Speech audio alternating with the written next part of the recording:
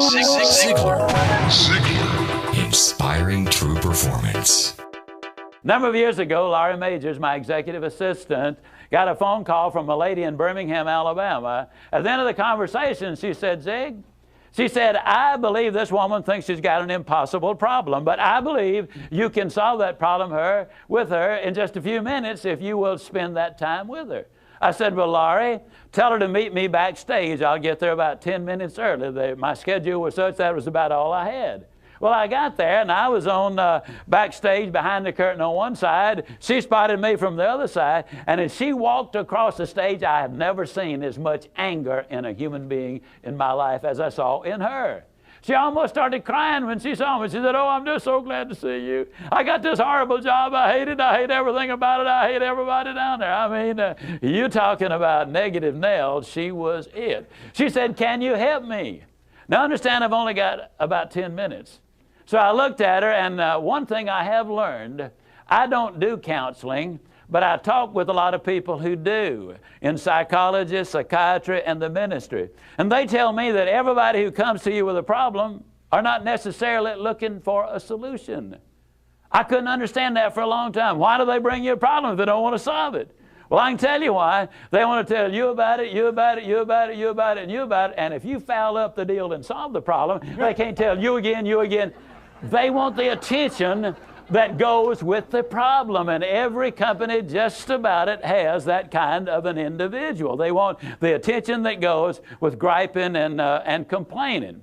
Well, I looked at the lady, and it wasn't unkindly, but firmly I said to her, yes, and you know, ma'am, I'm afraid your problem is about to get worse. She said, what do you mean? I said, I believe they're going to fire you.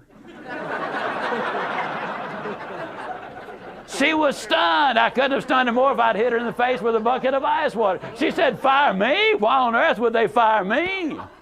The inflection in her voice clearly said, they're the bad guys, I'm the good guy. Why don't they fire them and keep me? Have you ever noticed that people who are the problem never recognize that they are? They're in complete denial. They think denial is just a river in Egypt. Why would they fire me? I said, ma'am, I don't believe there's a company in America big enough to contain this much poison in one small spot. Have you ever noticed that when somebody is about to lose something they've been complaining about, whether it's a car, a home, a mate, a job, or whatever, when all of a sudden it appears they're going to lose them, it takes on brand new value. She looked at me and said, well, what can I do? I said, do you really want to know? She said, yes, I do. That's the reason I came to see you. I came looking for help, but you sure haven't been any help so far. I said, well, ma'am, I've got an idea, and I will absolutely guarantee you it positively, definitely, absolutely will work if you will just do it. She said, I'll try anything within reason. I said, okay, when you get home tonight, all of your household tasks are complete. It's bedtime. Get off in a room right by yourself. Get a sheet of paper out, and at the top of it write, I like my job because. She interrupted me. She said, that'll be easy. I don't like nothing about that job. Don't like nothing about those people down there. And I said, well, just as a matter of curiosity, do you work there for benevolent reasons, or do they pay you for working there? She said, well, I got to confess, they pay me. And I said, and you don't like to be paid? Oh, she said, yes, I do. I said, okay, tell you what you do. Open your notebook right now. We'll start our list of the things you like about your job. They pay you for working there, and you do like it, don't you? She said, absolutely. But she just stood there. I said, no, open your notebook now, and we'll get busy on the list. She just stood there. I said, ma'am, let me tell you what my experience in life has been. I've discovered that in 100% of the cases, no exceptions, people who won't take step number one never take step number two. You see, she had come to me with an impossible dream. Her dream was that nice Mr. Ziglar was going to solve all of her problems, and she would live happily ever after. Well, folks, I got news for you. I can't solve her problems. I can't solve your problems. But I will give you some steps that I'll absolutely, definitely, and positively will work for you, as it worked eventually for her. I said, well, ma'am, let me tell you something. Unless you're willing to take step number one right now, it's been nice talking with you. She angrily opened her notebook. Before we got through, there were 22 things she liked about her job. Not only did they pay her for working there, they paid her above average. She had 3 weeks vacation with pay. She had a retirement program. She was in on profit sharing. She had health insurance, life insurance, and accident insurance. She lived less than 10 minutes from home. She was in on management decisions. The company sent her to 3 seminars a year to be paid for. She had her own private office and parking place. 22 things that she liked about her job. Now I said, ma'am, when you get home tonight, everything is finished. Get off in a room right by yourself. Close the doors, change one word from I like my job to I love my job. Get in front of that mirror, and folks, I cannot say this strongly enough, but I'm going to try. The eyes are the windows of the soul. Look yourself in the eye, and with excitement and enthusiasm, say, I love my job because they pay me for working there. I love my job because they pay me above average for working there. I love my job because I have a wonderful insurance program. I love my job before every one of the statements. You will sleep better that night. You see, there's something hidden in what I'm saying to you now. When she says, I like my job, she's really saying, I'm grateful for my job.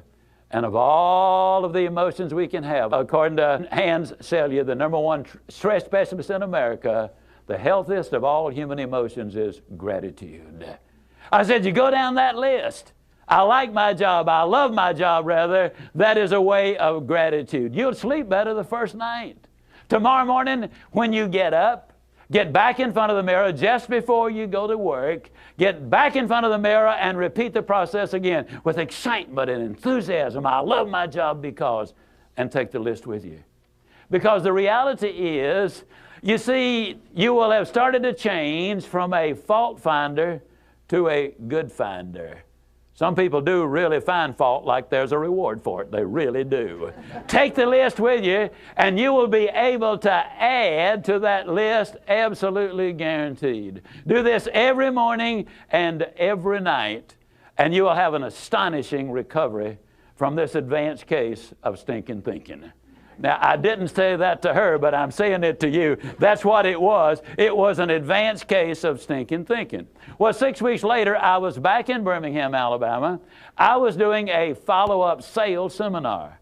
Now, the lady was not in sales, but she had been listening to my tapes. She had been listening to Automobile University, and she had discovered that everybody sells. Everybody who will ever hear this is in selling. Whether you're a school teacher, a civil service worker, a military personnel, an executive secretary, it doesn't make any difference. What you do, you sell every day of your life. There she was at the sales seminar, seated on the front row, grinning so wide she could have eaten a banana sideways. I'm telling you, you're talking about somebody that was excited. She was turned on. I said, well, how you doing? She grinned even more broadly and said, Mr. Ziglar, I'm doing wonderfully well.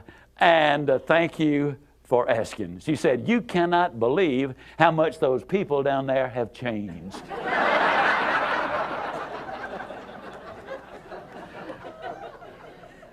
I got to lay it on the line, folks.